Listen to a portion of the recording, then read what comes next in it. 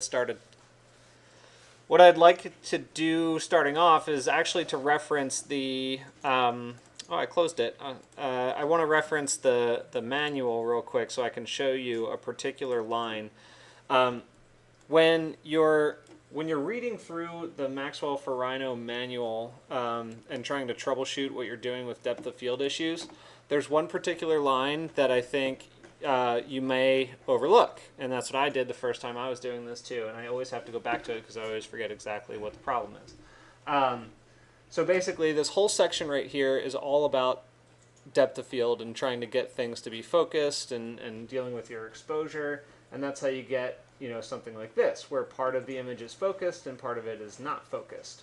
So what I need to point out to you though is that in all of this entire section, the one element that you really need to pay attention to is all the way back here. There's one particular line. Let's see, here it is. Right here. So it says, and this is part of what I can't stand about Maxwell, is that they say it's so physically accurate, and then they say something like this: probably the scene will need to be smaller. Probably the scene will need to be smaller. Change your units to inches so that the cubes that you're looking at are 1 inch in size. This is not at all a scientific exploration. Okay, it's a super powerful camera setting to be able to do this, but it's not physically accurate, or at least in the guide that they've created, it's not. So I just wanted to point that out, because without changing the scale of your model, you won't be able to control what you're doing with your camera the way that you would expect to do it. Okay, so with that said, we're going to talk about two ways of managing what the scale of your model is. And so I sort of prefaced it last week by introducing to you the idea of having a studio setting kind of built into your model somewhere that you can just kind of plop a little small model into, or you can work with rendering on your full-scale model. So what I'm going to start with is I'm actually going to go back to my full-size view, exterior, yeah, this guy right here. And first off, I'm going to change just the scale of the whole model itself. So probably at this stage, you all have not worked with changing the scale of your model repeatedly as you're working in that model, I would imagine. So it is simple. You just need to be careful that you're not accidentally scaling your model to go along with that change. Because if you change from feet down to inches and you say to scale it by 12, then it's still going to be exactly the same size in reality, or I should say digital reality, and all you've done is just change your units. So what I'm going to do here is go to unit settings, and I'm going to change my feet to inches. And then when it says scale model by 12, I'm going to say no. Okay, so it doesn't change where my camera is, doesn't change anything about the model, except for every unit that I drew up to this point is now read in inches instead of feet. Okay, so when I go to distance and I measure something like the width of my building, it's now going to say it's only 35 inches wide. Okay, that's one thing. So we're going to do a couple of tests here, and we might actually have to scale the thing down a little bit, even more. But there are a couple of functions that I'm going to introduce, one of which is the autofocus to objects, and the other one is pick camera focal distance. So these are going to be ways that you can sort of automatically edit your f-stop and EV. Your f-stop here is essentially the what is the definition of f-stop? I'm not a photographer. But EV is your exposure value, I think is what it's called. And the f-stop is basically like, I think it's like the distance of the lens from the film or some other secondary lens or something like that. I don't know. It's not my area of expertise. But anyway, they need to be balanced. And they have sort of an inverse relationship. So when the EV goes up, your f-stop goes down, and that's going to sort of split what's being focused in your image, if that makes sense. But you'll see some effect of that coming up here. So I'm going to round out these numbers, but let's kind of just take a look at, after I've got some numbers in there, when I start clicking around and picking different objects, what does it do? There's a thing called autofocus to objects right here. And if I want to pick a particular part of my building that I want to be in focus, for instance, maybe the entry right here, I can pick that and hit enter, and that item will be in focus. So that didn't change my f-stop or EV, but if I want to pick a focal distance, I can pick a particular spot on the geometry that I want to have as a focus, and I click that. Well, that one didn't change it either. It did in a smaller scale. Anyway, let's bump this up to 14 as a base, and let's go back down to 4 as our f-stop. You'll notice that that changes your ISO and your shutter. That's because I have what's called lock exposure to EV on, and that's really going to help light balance what my ISO and shutter speeds are relative to the exposure, which is like an all-encompassing value that I'm choosing. So let's do, that might actually need to go up, but let's do a test render of that. And I'll give that a couple minutes to catch up, and hopefully it did what I wanted it to do. All right, so yeah, let's let this one run for a little bit. I'm going to see if this defocused back there. But I'm going to do another sort of test render and comparison render just so we can look at the differences between the two. So let's take the f-stop and EV up to like a, or the f-stop up to like a 6 and the EV up to like a 22. So now the shutter speed has increased to like 16,000, which is pretty ridiculous. Do we want to actually take EV down? I forget the balancing options. Let's run like this, and then we'll run one where the EV goes down.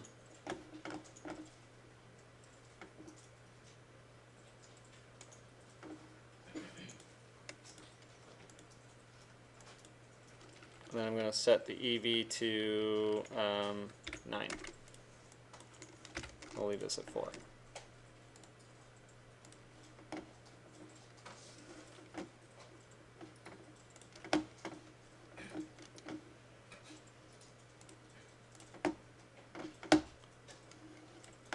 Okay, so option 1 looks like it defocused a little bit. I could probably get that to be a bit stronger, but we'll play around with that later. So this one was option 3. The ISO and the shutter speed really started off at drastically different levels. If you wanted to get more light into it, you can increase ISO a little bit and then start playing around with it, but I don't think we're going to get as much focus differential out of that one. This one's way off.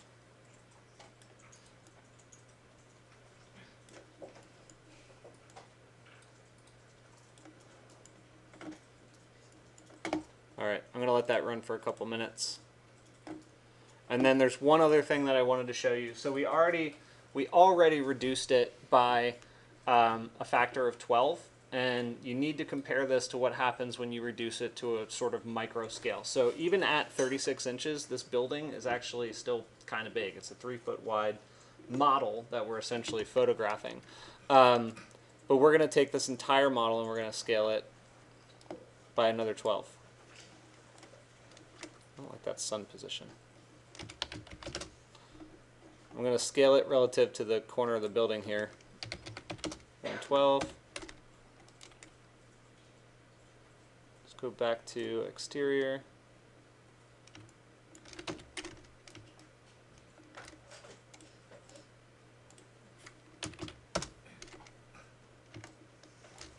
I will have to reset my camera. You won't get this one to be exactly the same.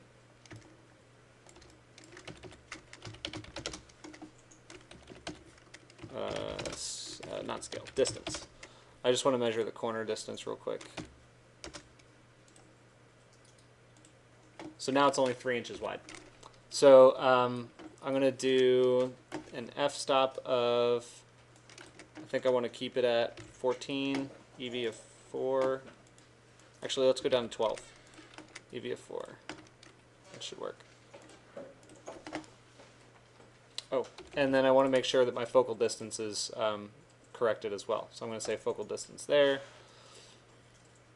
That should work.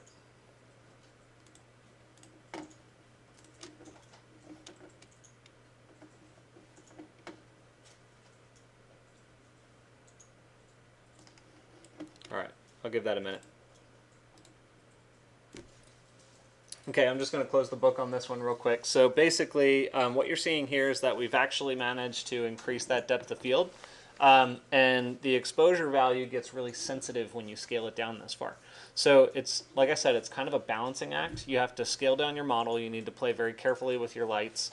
And you need to essentially calibrate them for the scale that the model is. What we were working with before, when we were in our original render, this one, we're still using what I would consider are more realistic light settings. And unfortunately, the scale was large enough that you can't really see much of the depth of field, but it looks like, particularly if you look back there, I think that edge is a little softer, but we didn't really get that to be as well calibrated as I wanted it to. But anyway, you can already see that the cove light emitter and the, actually they're both cove lights, but the yellow light and the blue light both had to be brought down to a really low level at 170 or 117 watts and 58 watts. So the farther we go down, we start getting into, these are all going to be about the same. Turn that off. This can go up or down, doesn't really matter. This can probably go up. Well, anyway, you can play around with this depending on what your exposure is, if you need more light, less light, whatever. You're still going to be in relatively real ranges if you're in the couple of feet scale size. But when you bring your model down to super small scale, you need to get super small wattages. It's almost the same as putting like an LED light in an actual model that you've built in Studio. So if I had these blue LED strip lights, they probably wouldn't be any more than like a 2-watt LED. Maybe not even that, half a watt, something like that. So that is the part of this that it's kind of weird because the lights are finally reacting in a physically accurate way, but your camera is not set up in a physically accurate sort of condition. So you just got to be careful with that. So unfortunately, this is kind of a balancing act. There isn't really an exact science for it, but the Maxwell guide and a lot of resources that you can find online for how to achieve depth of field and stuff on like the Rhino for Maxwell or the Maxwell for Rhino forum and all that stuff can be helpful to help you guys out with what you're trying to achieve too. Okay. Are there any questions on that?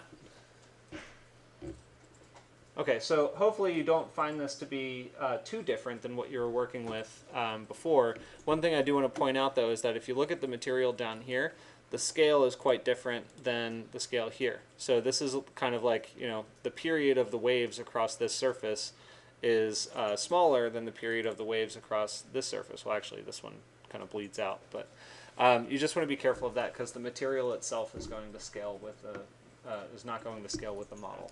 So if you're doing actually like real materials, you need to modify your material sizes as well. What questions do you have?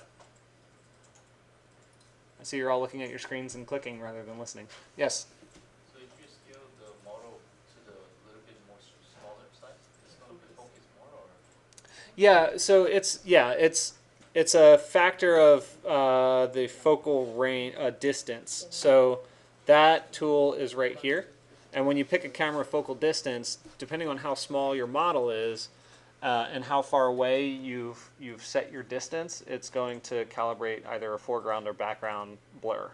It doesn't matter how small it is. Well, you can modify it a little bit. I'll do another quick one. Like if this was a 15 and the stop was like a 6. I don't know what the default is. Hang on. Let me go to overcast exterior. Yeah, like a 5 and a 12.5. Let's go up to 15. Let's render that. It should be slightly different.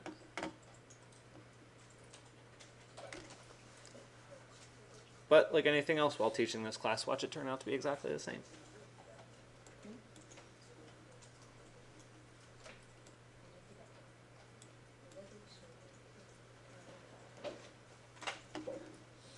It hasn't previewed yet. Ah, there it is.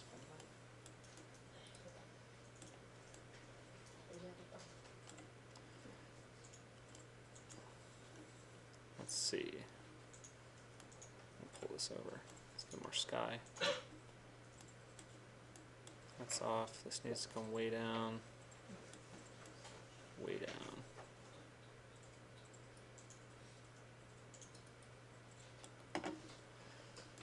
to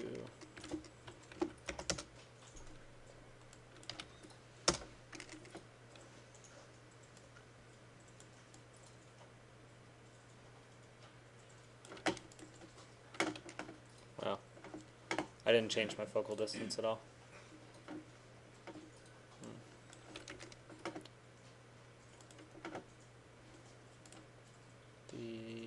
Focal distance, not Z-clip. If I autofocus to this whole object, that should give us what we're looking for.